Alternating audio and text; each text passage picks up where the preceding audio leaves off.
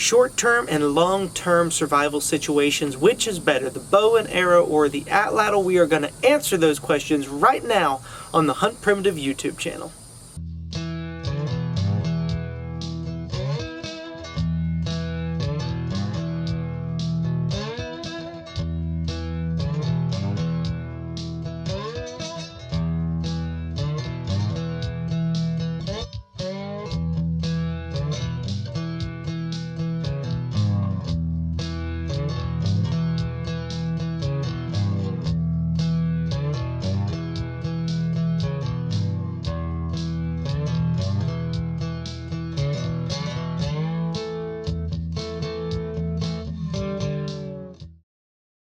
Hey guys, Ryan Gill here with Hunt Primitive, where we entertain, educate, and inspire.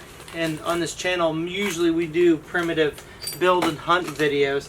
And if you've been following along, you'll be familiar with the Hunt Primitive cave talks that we do. And it's going to be very similar to that, but this one's going to be in the workshop. Two reasons. Number one, I have a lot of stuff to do, so I'm going to be continuing to work. But this is a really important subject, and I think it's really relevant, and I would like to talk to you guys about it. Number two, it's like 98% humidity and like a heat index of 108 outside, so I'm going to run the air conditioner in the shop, and I'm going to work in here.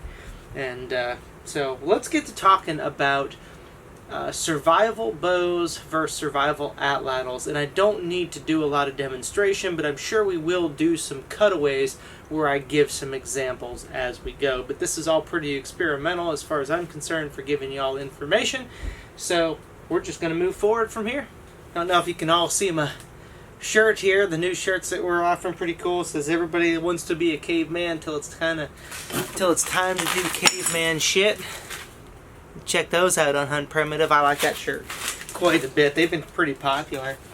So the question arises, and I've talked about this to many people, and in fact, one of my very good friends, Jason Smith, he is a SEER instructor for the Army.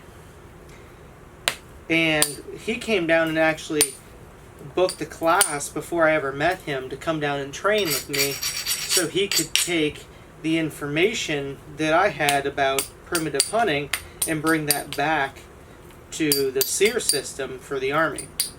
And so what's interesting is that's even evolved for me over a certain amount of time. Now when you're talking about which is honestly better in a survival situation, a bow or an atlatl? And the answer, honestly, is probably neither. Because if you are in a survival situation in modern times where you are looking to get rescued, do not waste time on a bow or an atlatl unless you are in a very, very unique situation.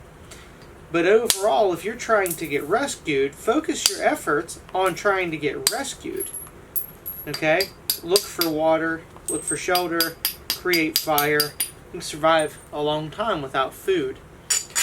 But now if we're talking about long-term survival situation, like indefinitely, like, okay, I'm going to be here for a very long time, nobody knows I'm missing, they're not looking for me, I've been here a few weeks and hope is lost, like straight up Tom Hanks Castaway situation, short of being on a desert island. If you have animals to hunt, which is better, a bow or an atlatl? And now again, that still depends. That depends on your comfort level with either one of those weapons. Now, an atlatl is faster and easier to make, but can be more difficult to throw if you don't master that skill. If you do not own the skill of using an atlatl, trying to learn it in a survival situation isn't going to work for you. Hunting with an atlatl is an extremely difficult way to make a living getting food, unless you truly know what you're doing. Now, when you are really honed up and you own that skill, like we do, a lot of us here at Hunt Primitive, we go out and we'll hunt bullfrogs and snakes. Like, we can hit frogs and snakes with an atlatl. We can hunt rabbits. We can do all that kind of stuff. And actually, big game hunting, for the most part, That's pretty difficult. Even that's really difficult. But if you're talking about using a bow, the bow is easier if you're used to the bow anyway. But in general, you're talking about the speed of an arrow and the accuracy of a bow is better in both counts than the Atlatl. But the trade-off is the bow is much more difficult to build and also requires a string, which a lot of people think, oh, that's really simple to do, and it's not. A bowstring is under a tremendous amount of tension and they break really easily. So you got to really know what you're doing either way. Now, if you'd say, Ryan, if you're in a survival situation, what are you going to go for? Well, that depends again. What kind of game are we hunting? What animals are around that I would need a bow or an Atlatl for?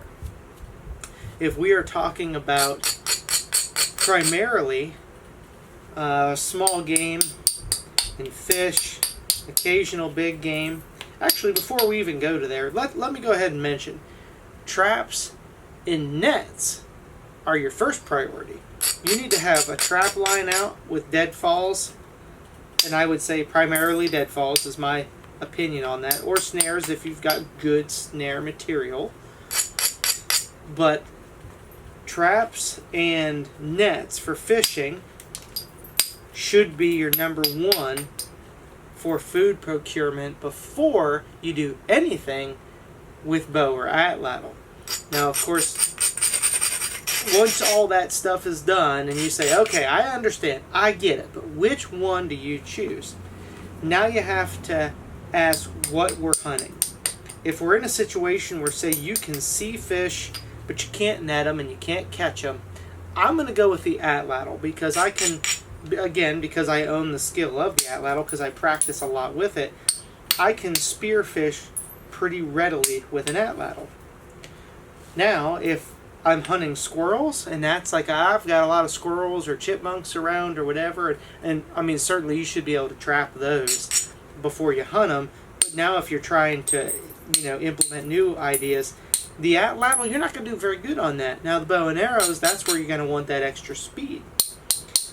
So a couple things to really keep in mind about understanding the differences between bows and Atlatls. All things being equal, if you're experienced in hunting with them, both. Okay, obviously the one that you're experienced in hunting and making with should be your number one. And also keep in mind that if you don't know anything about making a bow and arrow and you're in a survival situation and I'm going to make a bow and arrow, good luck, because it's probably not going to work. Even the same thing with an Atlatl. Hey, I'm in a survival situation, I'm going to build an Atlatl, but I don't know anything about throwing an Atlatl, but I saw it once on the Discovery Channel, so I'm going to do it. It's not going to work out good for you. Now, all that again being said, if I'm in a true primitive living situation, meaning I've got all my other resources here and I don't have anything modern to hunt with, if we're talking about hunting deer, or deer or pigs or something like that, I will every time put the time into making a bow and arrow. And we're talking very long term, and even rabbits because of the speed of it. Your slower moving animals and your bigger animals, that's when you want the Atlatl. So when you delve back into history, the context of hunting with an Atlatl is this weapon system predates the bow and arrow by a very long time, several thousand years, many thousands of years actually, but it's really efficient on penetrating large animals, again, if you know what you're doing. So like if you said, hey Ryan, there's a whole bunch of bison over there, you need to go kill a bison, what are you going to go do? I'm going to use an Atlatl, because you can actually fail if you do not have a very good performing bow and very good performing arrows. You could fail to even penetrate that bison.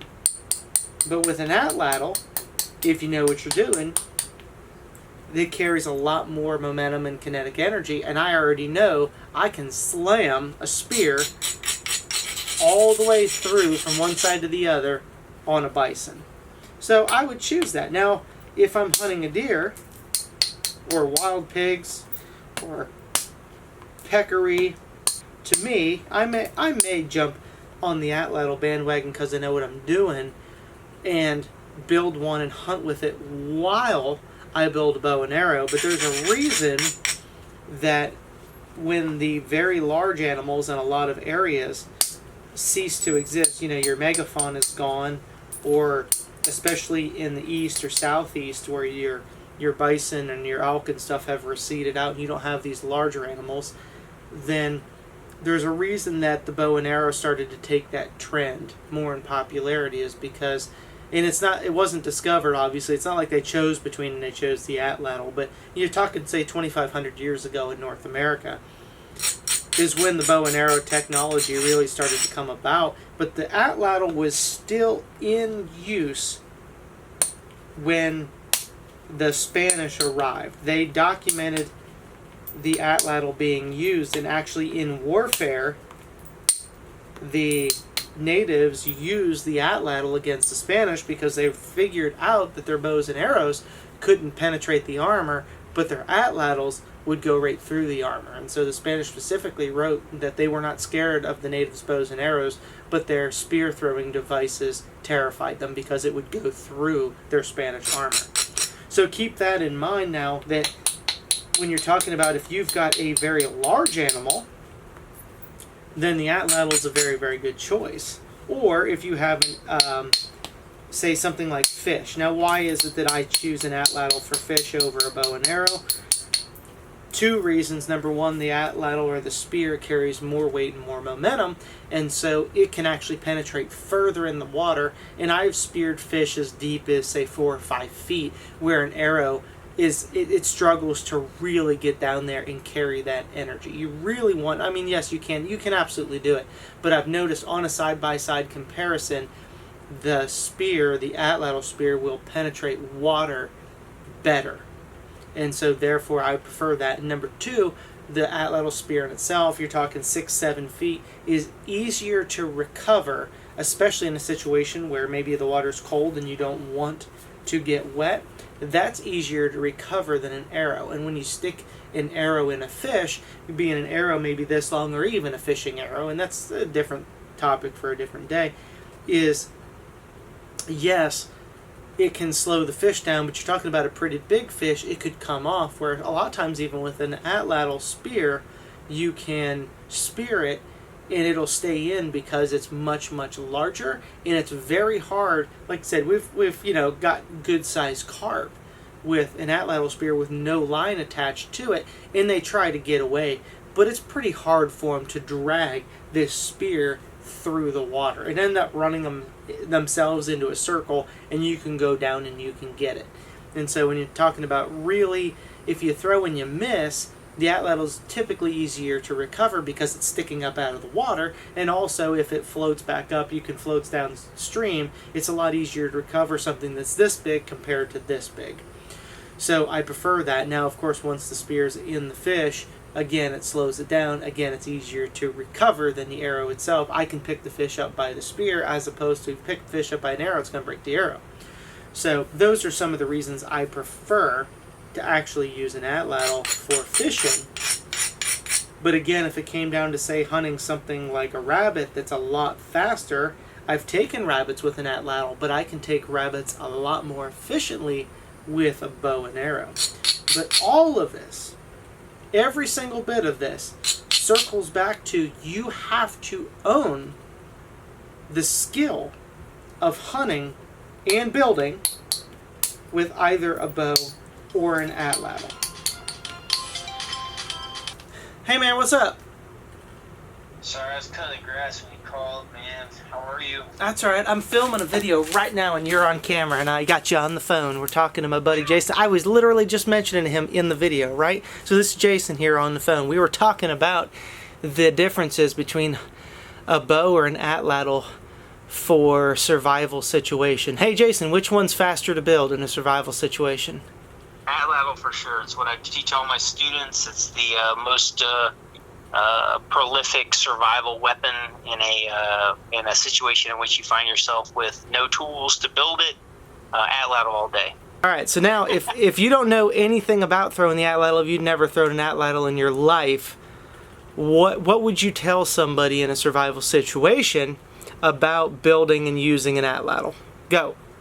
I'd say using an atlatl would be an inherent to your DNA type task. It's throwing, right? You know, we started with throwing rocks, but building an atlatl and throwing it is no different than throwing anything else. But you have to practice with the weapon system. You got to dial in those like idiosyncrasies of the atlatl itself. But for sure, I would tell them build the atlatl, throw the atlatl, because it's nothing more than throwing. If you throw a baseball, if you throw a football, but you got to practice with that skill set for sure. Yep, absolutely. All right, so to kick it on back for a conclusion, what's better, an atlatl or bow for a survival situation? I think we made it really clear that it absolutely totally depends, and you need to make that decision in that moment. But you need to own the skills of not only shooting and practicing, but also building both, because if you enter into a survival situation and know nothing about the bow and arrow, you've never built one in your entire life, you've never shot one, you're going to be very, very disappointed. You're going to have a lot of expenditure of calories for probably nothing in return. So you must practice, hone, and own the skill of either bow or atlatl. So is an atlatl a good survival weapon? Absolutely. Is a bow a good survival weapon?